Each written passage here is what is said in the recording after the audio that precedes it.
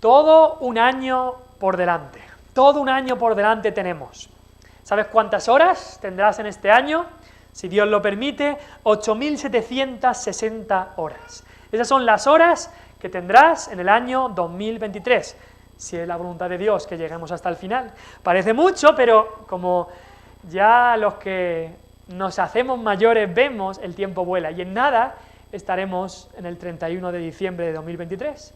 Y la pregunta es, ¿a qué le vamos a dedicar el tiempo que Dios nos da en el año 2023? Bueno, más o menos 3.000 horas las dedicarás a dormir, sí. 3.000 horas del nuevo año seguramente las dedicarás a dormir, porque hace falta. Aquellos que trabajan a jornada completa, unas 40 horas, pues le dedicarán 2.000 horas en el año a trabajar. 2.000 horas más o menos a trabajar. Otras 730 horas o casi 1.000, según el tiempo que le dediques, la dedicarás a comer, porque tenemos que alimentarnos. Y si pasamos pues 1 hora y media, 2 horas al día comiendo, pues esas horas las dedicaremos a comer. Y luego hay otras cosas, por supuesto, que hacemos con el tiempo que tenemos. Y mi pregunta para nosotros, para cada uno de nosotros, incluido yo, este domingo es: ¿cuánto tiempo le vas a dedicar a la oración? ¿Cuánto tiempo le vas a dedicar a la oración? El Señor me ha estado hablando en las últimas semanas en cuanto a este tema, el tema de la oración, en cuanto a la necesidad de la oración en mi vida personal, pero también en la vida de nuestra iglesia. Cristo dijo: pedid y se os dará. Dijo: no tenéis porque no pedís, dijo Santiago, o porque pedís mal para gastar en vuestros deleites. A los discípulos en la noche de Getsemaní les dijo: velad y orad para que no entréis en tentación. No tenemos ni idea muchas veces de lo que significa eso. Y quiero desafiarnos a cada uno de nosotros en este año 2023, que sea un año especialmente dedicado a la oración. Dedicándonos a la oración. Si podría haber un título para el sermón de hoy, es dedicándonos a la oración. Dedícate a la oración. Versículo 14 de 2 de Crónicas 7, dice ahí.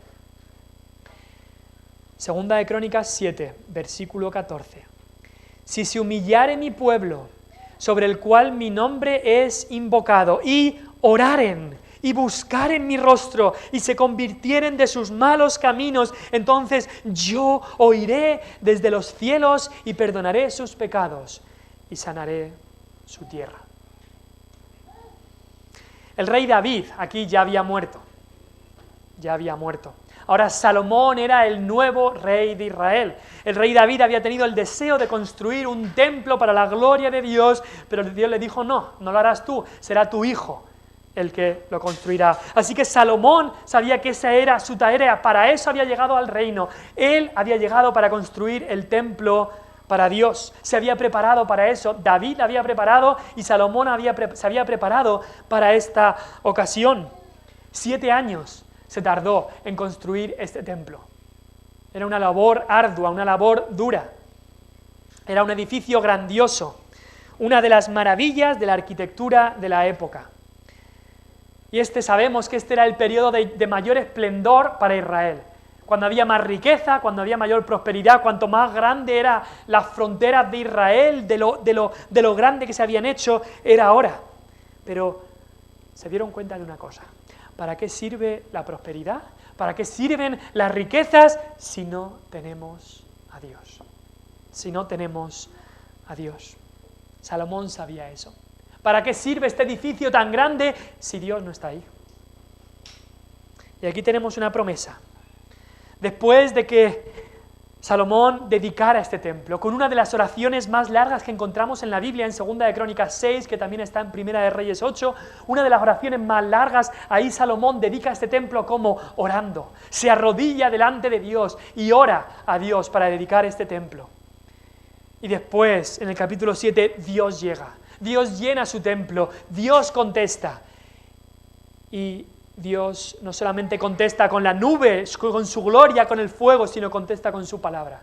Y le da esta promesa que leemos en el versículo 14. Y creo que no solo podemos, sino que debemos aplicar esta promesa que encontramos aquí. Una promesa que en ese tiempo fue dada a Salomón y a Israel.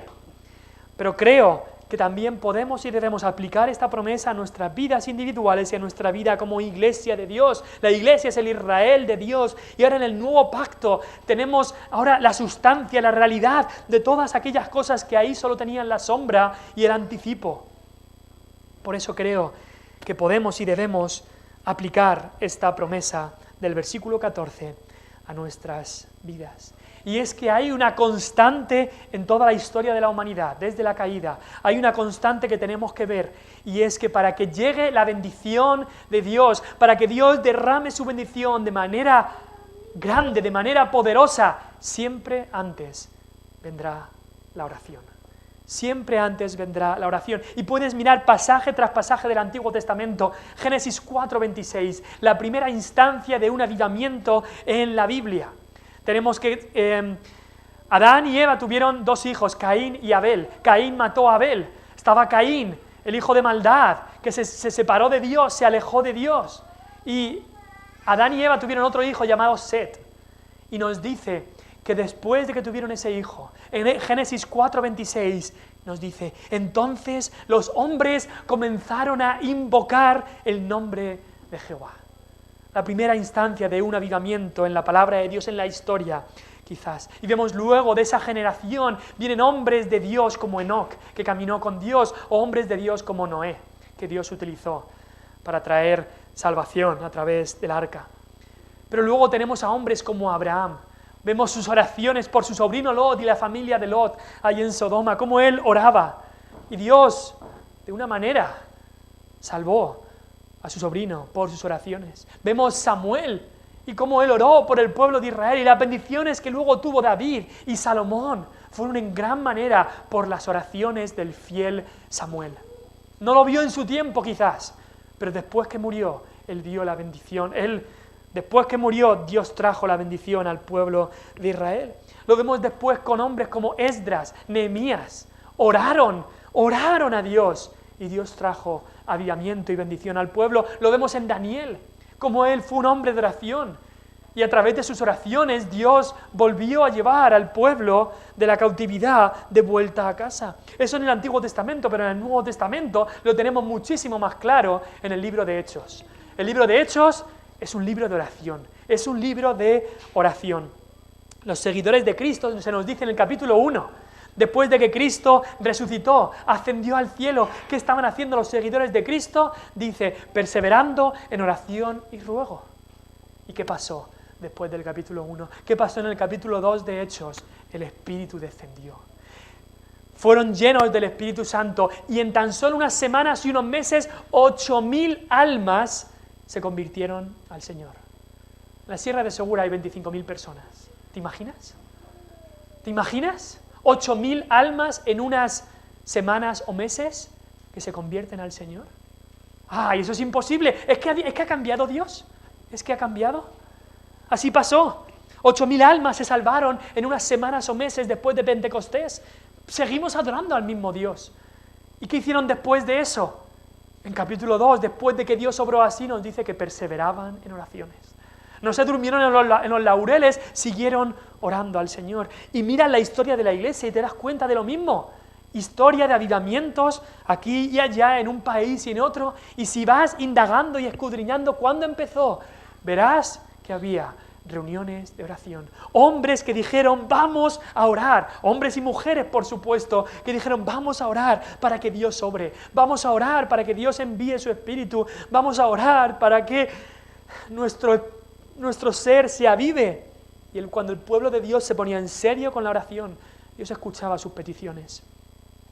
Y se resumen las palabras sabias de Matthew Henry, que dijo, cuando Dios va a hacer grandes cosas, antes pone a su pueblo a orar.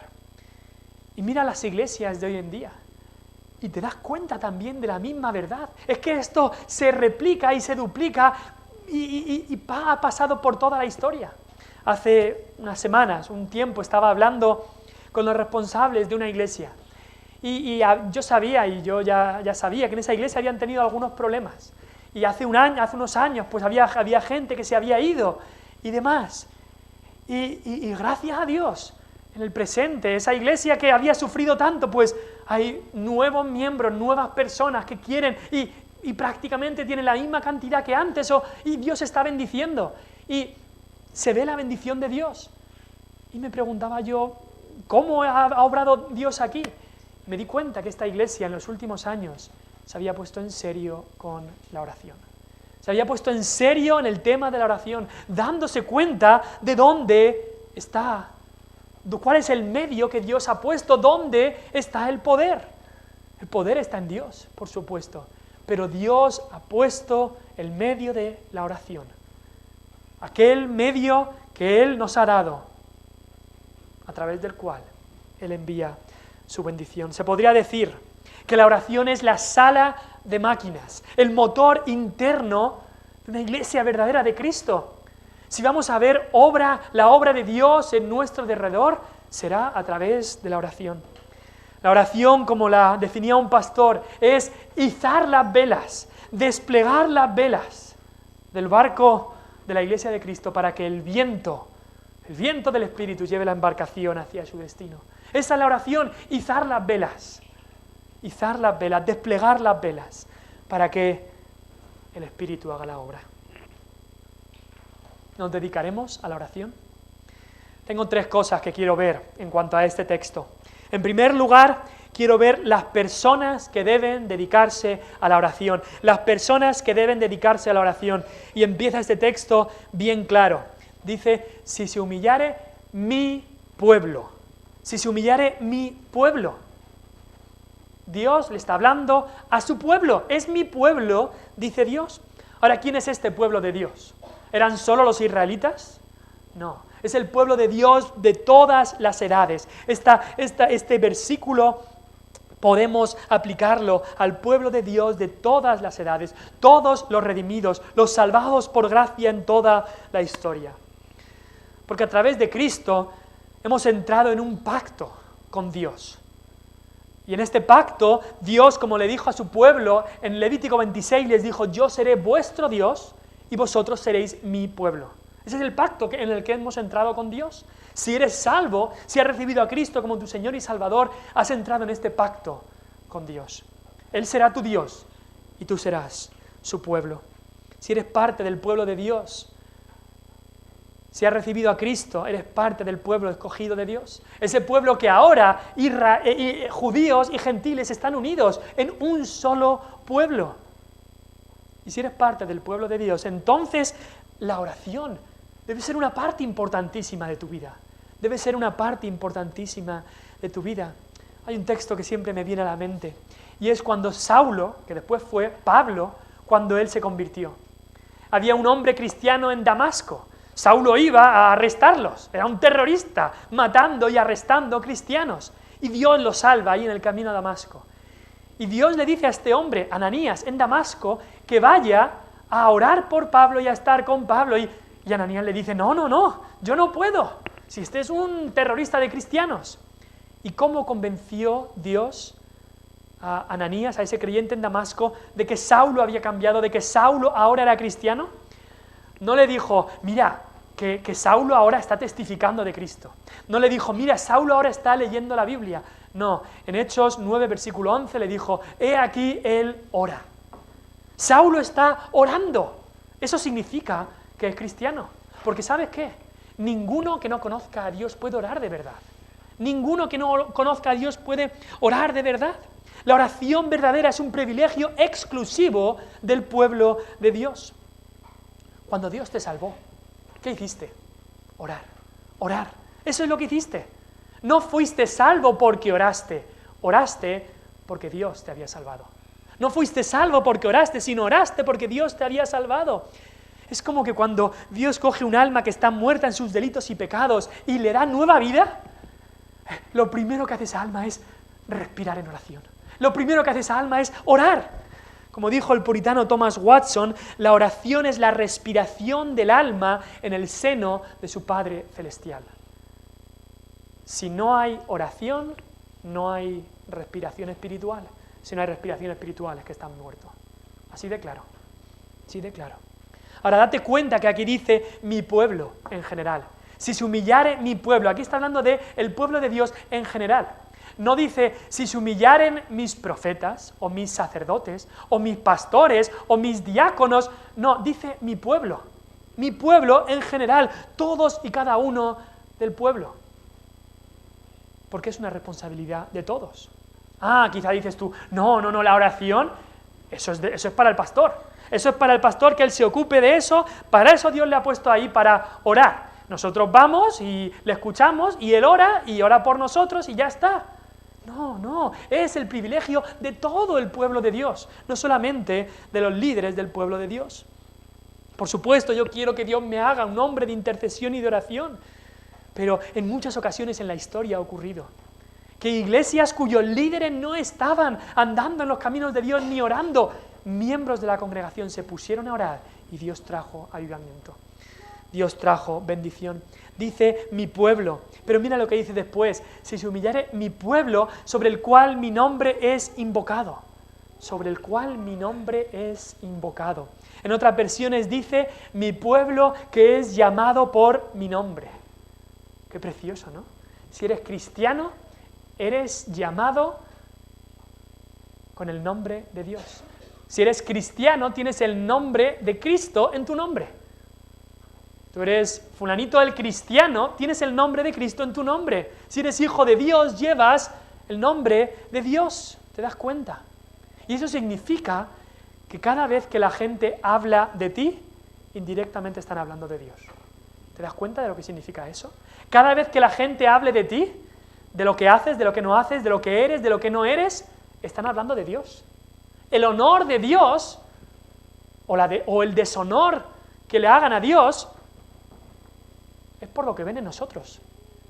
Es por lo que ven en nosotros. Somos el pueblo de Dios, somos sus embajadores en este mundo en nombre de Cristo, somos sus representantes. Según lo que vean en nosotros, eso es lo que pensarán de Dios.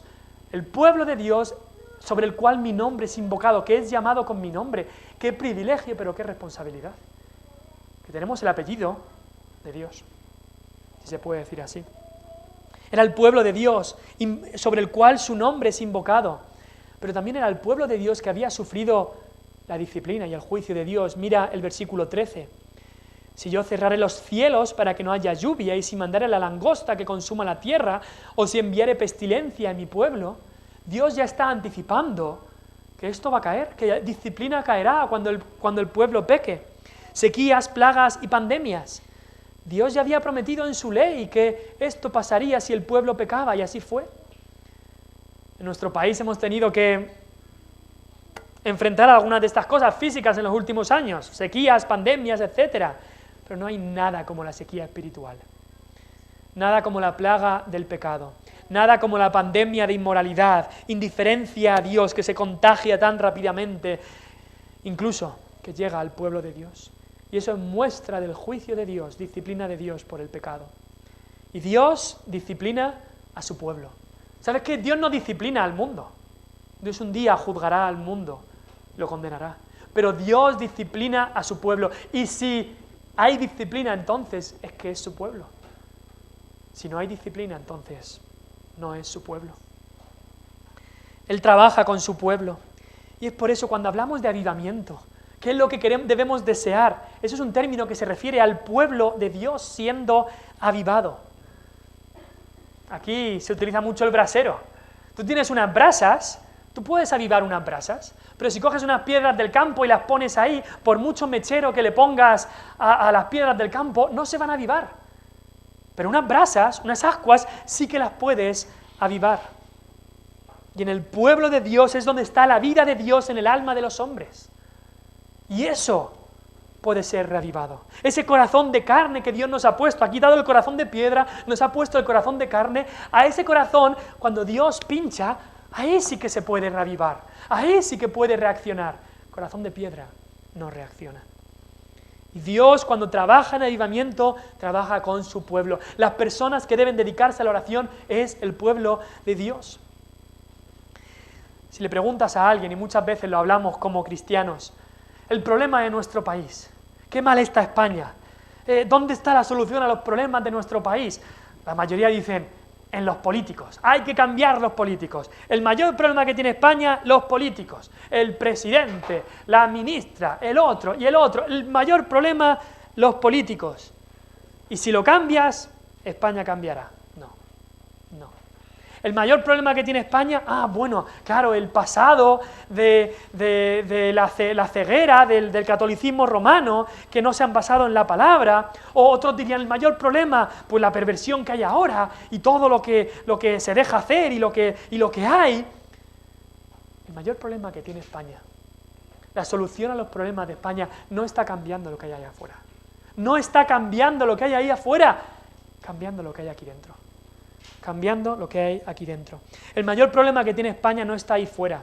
El mayor problema que tiene España es que el pueblo de Dios, que es llamado por su nombre, sobre el cual su nombre es invocado, que profesa conocer a Dios, que Dios incluso a veces le disciplina, el pueblo de Dios no se ha entregado a Dios totalmente. No se ha dedicado a la oración, a acudir a Dios. El problema está en nosotros, el problema está en mí. No dice aquí si los paganos, si los incrédulos, si los perdidos, si los pecadores, dice si mi pueblo se humilla. Dios está poniendo el dedo en la llaga, en nuestra llaga. Y duele, tiene que doler si es que va a ocurrir algo en nuestras vidas. Pero lo precioso es como dijo Job, Él es quien hace la llaga y Él la vendará. Él hiere y sus manos curan. Y Dios tiene que meter el dedo en la llaga, hacer la llaga y meter el dedo en nuestra llaga, para entonces traer curación y sanación a nuestras almas. Así que dejemos de pensar que el avivamiento y que Dios sobre y que Dios traiga bendición y que Dios cambie España en el Evangelio, que es por los problemas que hay, que no viene por los problemas que hay fuera de la iglesia o que están fuera de mí. No viene por mi culpa, no viene por mi culpa. Las personas que deben dedicarse a la oración somos tú y yo. En segundo lugar, las condiciones para aquellos que se dedican a la oración. Las condiciones. Porque habrás visto aquí que el versículo empieza con una palabra, sí. Y es un sí sin tilde. El sí con tilde es afirmativo, el sí sin tilde es condicional. Si yo hago esto, pasa esto. Los niños se dicen, si te portas bien, entonces hay esto, si te portas mal, ocurre lo otro. Es una condición. Y Dios pone condiciones para el derramamiento de su bendición. Hay unas condiciones. Él nos eligió incondicionalmente. Él nos salvó aunque nosotros le habíamos dejado. Pero el avivamiento, Dios ha puesto condiciones. Hay condiciones para aquellos que se van a dedicar a la oración, que están buscando la bendición de Dios. Y aquí hay 3 condiciones, aunque hay 4 palabras, las he agrupado en 3. 3 condiciones. La primera condición es la humildad. La humildad. Es la actitud de la oración. Hemos cantado, habla, oh Dios, y que nos tenga en reverencia santa y humildad. Y la humildad es la actitud de la oración. Y ya lo he dicho en otras ocasiones, como dijo Agustín de Hipona, la virtud cristiana central debe ser, se la preguntaron una vez, ¿cuál es la virtud cristiana central? O las 3 virtudes cristianas, y él dijo, la primera la humildad, la segunda la humildad y la tercera la humildad. Ahora, no confundamos la humildad con lo que el mundo ahora llama la baja autoestima, no es lo mismo.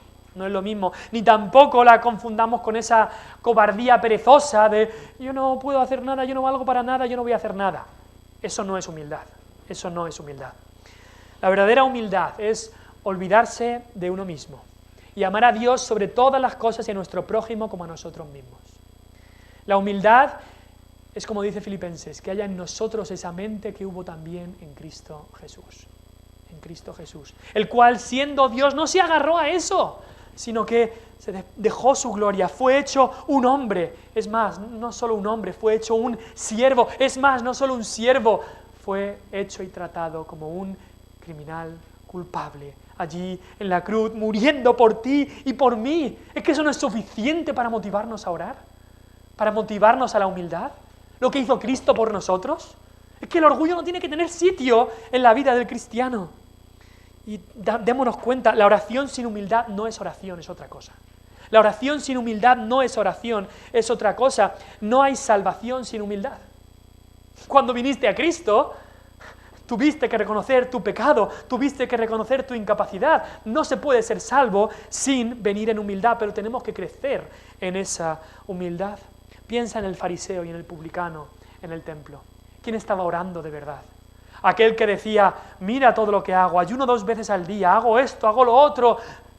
O aquel que decía y se daba golpes en el pecho diciendo, sé propicio a mí, pecador. Él, el publicano, humilde, llegó a su casa justificado. El fariseo orgulloso, en realidad es que ni estaba orando. Nos dice que hablaba consigo mismo. Eso hacen los orgullosos. Eso hace el orgullo. Que tu oración no llegue más alto que este techo. La oración es la actividad más espiritual que hay, en mi opinión, y por eso es la más humillante, la verdadera oración. ¿Y cuántas veces vemos en la Biblia los ejemplos de hombres que su orgullo les llevó a caer? ¿Por qué? Porque el orgullo te hace pensar que eres independiente, que no necesitas a Dios. El orgullo te hace pensar, ¿yo para qué voy a orar? Yo me valgo por mí mismo, yo no necesito a Dios. El mismo Satanás. ¿Cómo fue la caída de Satanás? Por su orgullo, por querer ser como Dios, subirse al trono de Dios. Tenemos un rey descendiente de Salomón, el rey Uzías. Y son unas palabras que cada vez que las leo me duelen. Dice 2 de Crónicas 26, 16. Esto era un rey ejemplar, esto era un rey que Dios había utilizado, que Dios al parecer iba a hacer grandes cosas con este rey, volver a traer a su pueblo a él.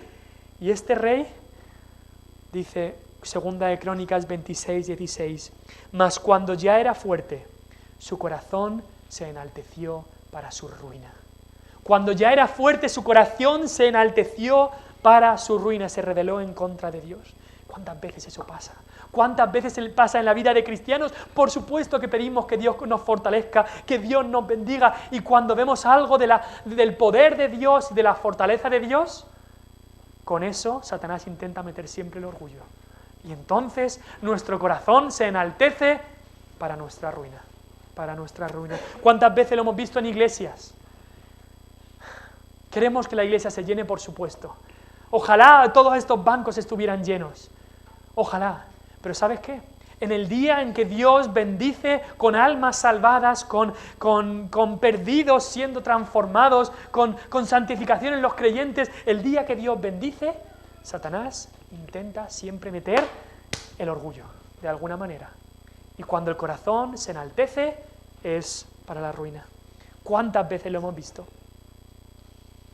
Una condición, la primera, es la humildad. Pidamos, Señor, en este año, a través de la oración, humíllame bajo tu mano poderosa, rómpeme porque es que soy demasiado duro, que Cristo crezca, pero que yo mengüe, quebrántame porque al corazón contrito y humillado no despreciarás tú, oh Dios, que nunca tenga más alto concepto de mí que el que debo tener. Es más, ayúdame a olvidarme de mí al servirte a ti y a mi prójimo. La humildad es la primera condición. La segunda condición es la búsqueda. Búsqueda en la oración. Y esto es la esencia de la oración. Dice estas 2 palabras de en medio. Si mi pueblo se humillare primeramente, y después dice, y oraren y buscaren mi rostro. Y oraren y buscaren mi rostro. Oraren. ¿Oras? Te pregunto, ¿oras? ¿Es de lo que estamos hablando? ¿Has orado hoy? ¿Has orado esta semana? Porque esa es una evidencia de que eres hijo de Dios. Si no hay oración, es una evidencia de que no hay una relación con tu Padre Celestial. Pero no solamente habla de orar, que es de lo que estamos hablando, habla de buscar el rostro de Dios. Buscar el rostro de Dios. Quizá puedes decir, no, yo oro todos los días. ¿Y buscas el rostro de Dios? Buscar el rostro de Dios es venir a Él y quedarnos ahí, buscando su rostro. Es un paso más allá. Implica que vamos a estar ahí hasta que lo encontremos. Eso ya lo vemos desde la bendición arónica, ¿no? En Números 6, 24 al 26. Dice, Jehová haga resplandecer su rostro sobre ti. Es algo que el cristiano debe buscar.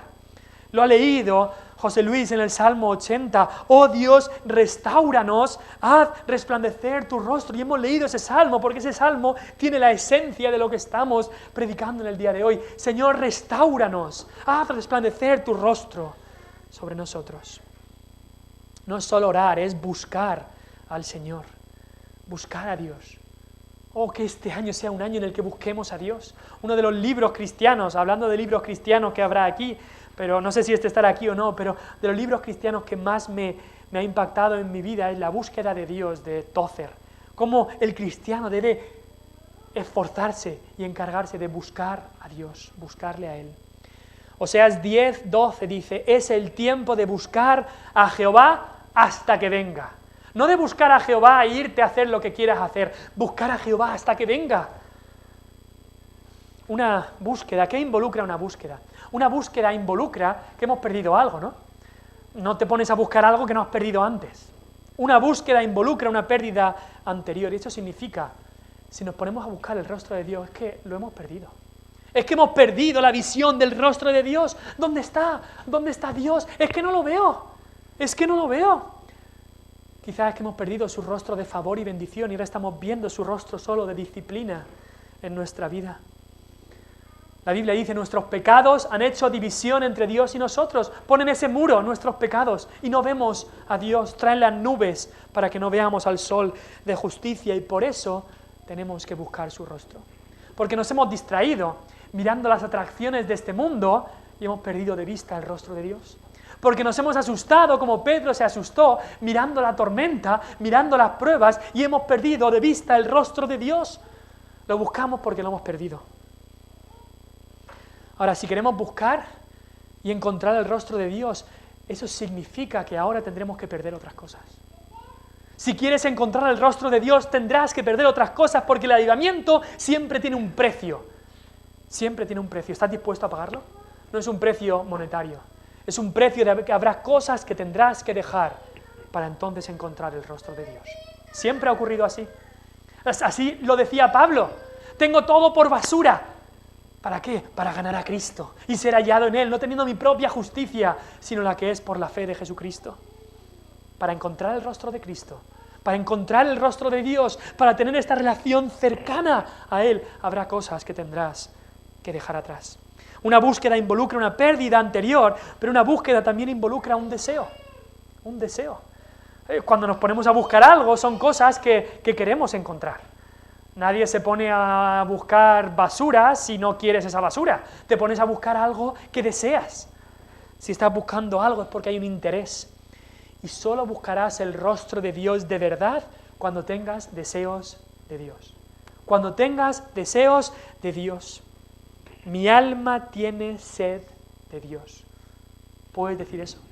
Mi alma tiene sed de Dios. Tengo sed de una Coca-Cola. Tengo sed de ponerme a jugar a los juegos. Tengo sed de tener un coche mejor. Tengo sed de que en mi cuenta haya unos ceros más. Tengo sed de amor. Tengo sed de... Tantas cosas hay que pensamos que tenemos sed. Hasta que no tengas sed de Dios no podrás encontrarle de verdad. Esa frase, mi alma tiene sed de Dios, David se la habría enseñado a Salomón, su hijo. Y Salomón se daba cuenta que aunque tenía el templo, tenía los sacerdotes, tenía el arca y las tablas de la ley dentro del arca, tenía riqueza, tenía prosperidad, tenía sabiduría, él se daba cuenta, si no tengo a Dios, no tengo nada, no tengo nada. Y por eso él clamaba por la presencia de Dios. Había un deseo, quería tenerle a él, ese era su deseo. Una búsqueda involucra una pérdida anterior y un deseo, pero también una búsqueda involucra un esfuerzo, un esfuerzo. Cuando te pones a buscar algo, te va a costar. Y la oración, que es la búsqueda de Dios, la oración involucra esfuerzo. La oración es difícil.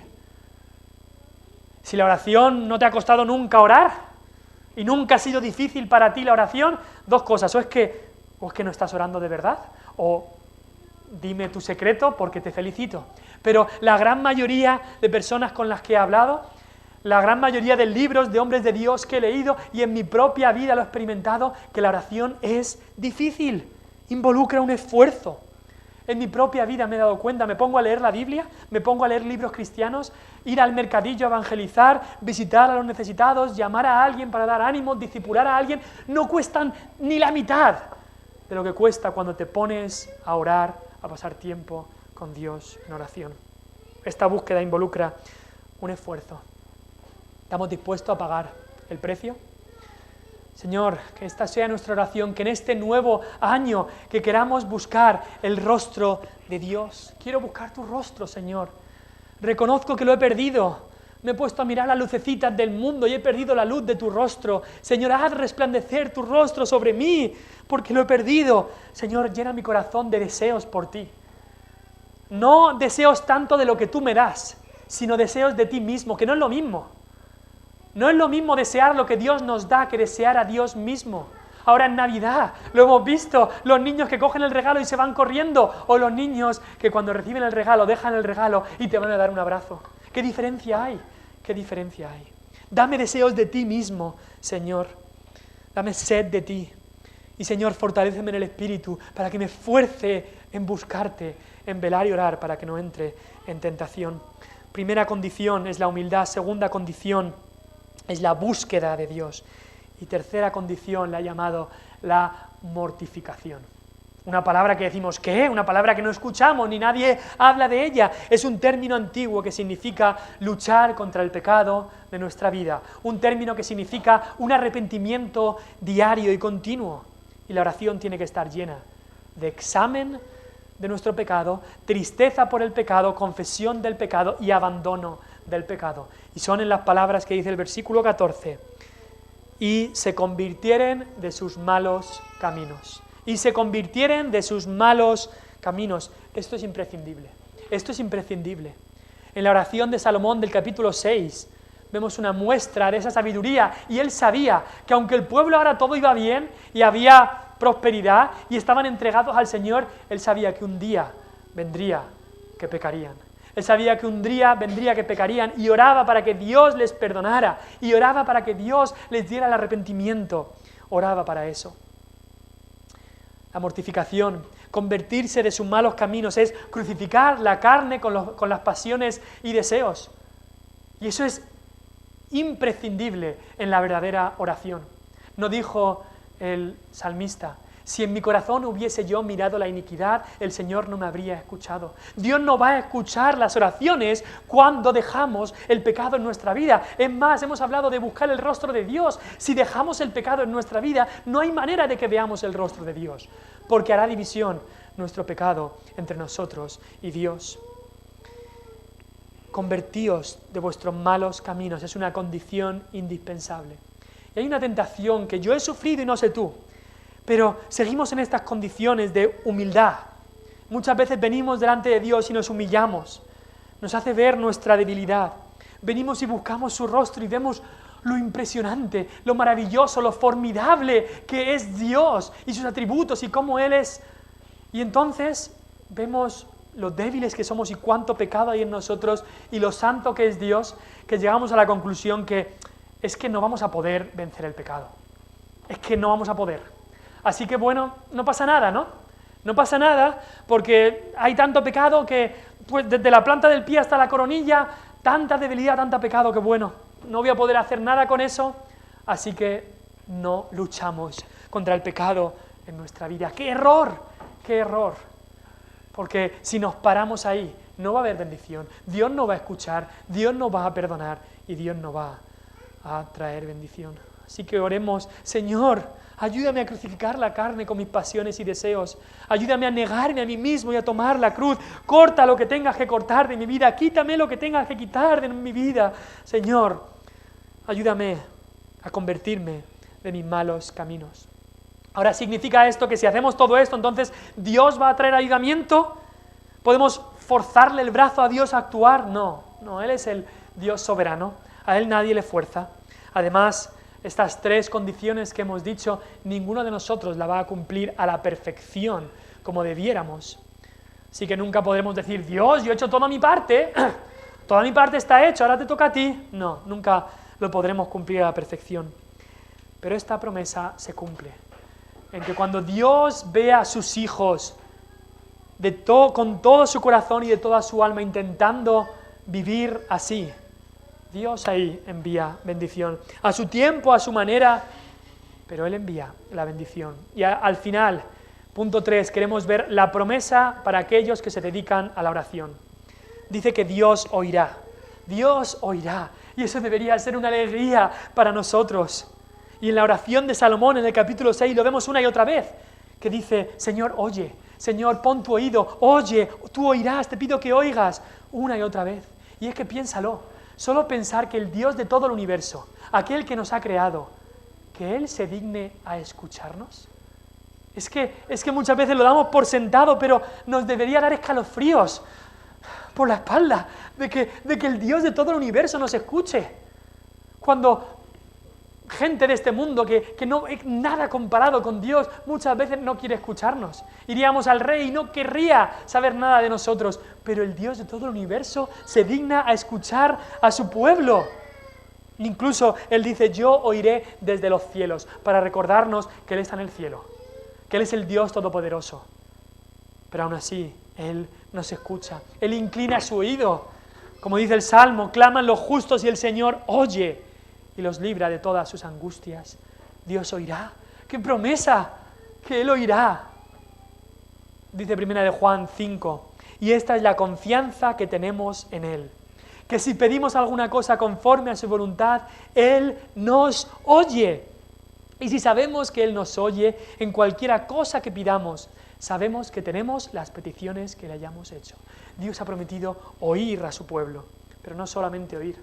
Dios ha prometido que Él perdonará. Mira lo que dice, yo oiré desde los cielos y perdonaré sus pecados. Y ahí está la clave de la respuesta de Dios. Él perdonará. Ese tema es el tema central de toda la Biblia. El perdón de Dios de nuestros pecados, la redención. Y esta era otra de las peticiones constantes de Salomón, que tú perdones, que tú oigas y perdones, que tú oirás y perdonarás una y otra vez. Porque Salomón tenía claro, incluso lo dice ahí, no hay nadie que no peque, no hay hombre que no peque. Salomón tenía claro que todos han pecado y están destituidos de la gloria de Dios. Necesitamos el perdón de Dios. Perdona a tu pueblo. Y es lo que más necesitamos, el perdón de Dios. ¿Te das cuenta de eso? ¿Te das cuenta que lo que más necesitas es el perdón de Dios? Si estás aquí y no conoces al Señor Jesús como tu Salvador de tus pecados, como el Señor de tu vida, no hay otra cosa que necesites más que el perdón de tus pecados. Por eso siempre tenemos que volver al Calvario y a la persona de Cristo. ¿Cómo puede Dios perdonar al ser humano y dejar libre a nosotros como culpables? ¿Cómo puede? Pues justo cuando Salomón acabó de orar, en el capítulo 7, versículo 1, ocurre algo espectacular. Nos dice que descendió fuego de los cielos y consumió el holocausto y las víctimas, y la gloria de Jehová llenó la casa. Así contestó Dios a esta oración. Pero en realidad estos holocaustos no podían limpiar los pecados. Eran solo animales. Pero 1000 años después de esta situación de Salomón, ocurrió otra vez lo mismo, pero de otra manera. En el Calvario, cuando Cristo estaba ahí como el Cordero de Dios que quita el pecado del mundo, descendió otra vez fuego del cielo. Pero esta vez no fue para consumir unos holocaustos, sino que el fuego del infierno que tú y yo merecíamos cayó sobre Cristo. Y Él pagó la culpa del pecador por ti y por mí, para darnos su gloria, para darnos su gracia, para darnos el perdón de pecados. Eso es lo que ocurrió en el Calvario.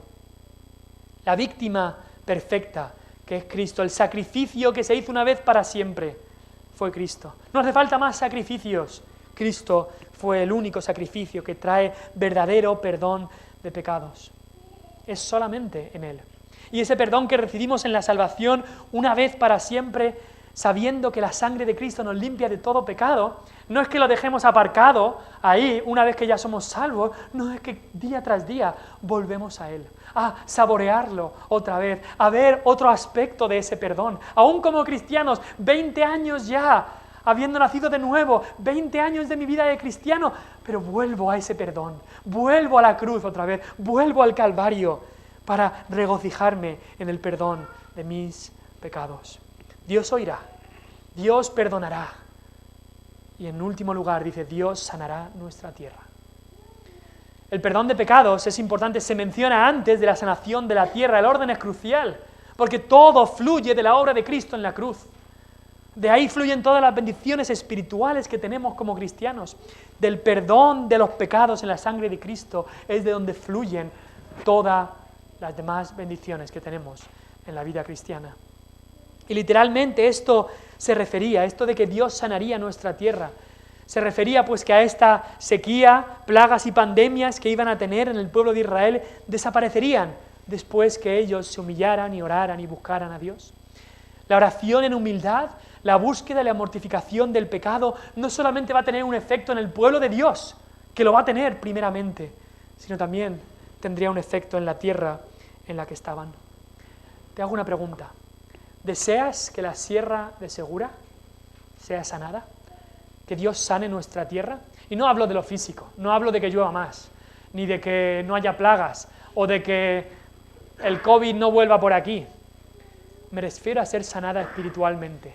Me refiero a la sequía espiritual que está nuestra región, la religión falsa o la perversión de las fiestas que dan de beber de un agua que no es verdadera, que le dejan con más sed. ¿Deseas que nuestra tierra sea sanada de la plaga del pecado? Ese pecado que ciega espiritualmente, que contagia una apatía e indiferencia hacia Dios. ¿Deseamos que Dios salve a nuestros seres queridos? ¿Cuándo es la última vez que lloramos por ellos? ¿Cuándo es la última vez que lloramos por nuestro pecado? ¿Cuándo es la última vez que pasamos una hora, solo una hora, 2 horas en oración? El pueblo de Dios acababa de ver un ejemplo maravilloso de esto. El templo había sido acabado. Salomón había orado y preparado los sacrificios. Y como hemos leído, descendió fuego del cielo, consumió el holocausto y las víctimas. Y ya antes había pasado, pero volvió a pasar. La gloria de Jehová en una nube llenó el templo. Muy parecido a lo que ocurrió en Pentecostés, ¿no? Cuando se reunieron orando, ¿qué pasó? Vino el viento y apareció una lengua de fuego. Otra vez esos 2 mismos elementos, porque Dios había llegado a su templo. Muchas veces hablamos de que donde están 2 o 3 reunidos, el Señor está en medio de ellos, y así lo creemos, cuando estamos reunidos en el nombre del Señor. Pero ¿sabes qué? Cuando el Señor viene en su gloria, es algo por demás. Aquí nos dice que los mismos sacerdotes tenían que salir del templo, no podían estar ahí, porque Dios había llenado el templo más grande que se había hecho, que ni aún muchísimos sacerdotes no podrían llenarlo. Dios en un instante lo llenó. Así es su poder, y los sacerdotes tuvieron que salirse. Eso es lo que pasa cuando la presencia de Dios llena un lugar, y sabemos tan poco de eso. Te pregunto, ¿esto que hemos hablado de verdad te importa? ¿De verdad te importa? ¿Te importan las almas que hay a nuestro alrededor? Vivimos aquí arriba y justo al lado tenemos las campanas, el campanario del pueblo. Cada vez que alguien fallece, lo escuchamos. Cada vez que alguien fallece, escuchamos las campanas. Y cada vez que lo escucho, a mi corazón viene un pensamiento: ¿dónde estará esa alma? Porque si no escuchó las buenas nuevas, si no vino a Cristo, si no creyó el Evangelio, la Biblia nos dice que irán a la condenación. ¿Te importa de verdad eso? Esto no es algo trivial, de frivolidad. Esto es algo que al verdadero pueblo de Dios le importa. Esto es algo que el verdadero pueblo de Dios tiene que ponerse a orar por esto. Que las almas que están a nuestro alrededor están pereciendo. Que nuestras vidas están llenas de pecado. Que no buscamos a Dios como debemos. Que estamos llenos de orgullo. Ay, a mí que no me digan, yo he hecho esto. No está la cosa tan mal. Estamos llenos de esto. Y Dios nos pone delante de nosotros un camino, en este 2023, un camino que solo podremos avanzar de rodillas. Es el camino de la oración. Y Dios nos dice: si se humillare mi pueblo, sobre el cual mi nombre es invocado, mi pueblo que es llamado por mi nombre, y oraren y buscaren mi rostro, y se convirtieren de sus malos caminos, Dios nos da una promesa muy especial. Entonces yo oiré desde los cielos y perdonaré sus pecados, los nuestros, sí los nuestros, y sanaré su tierra.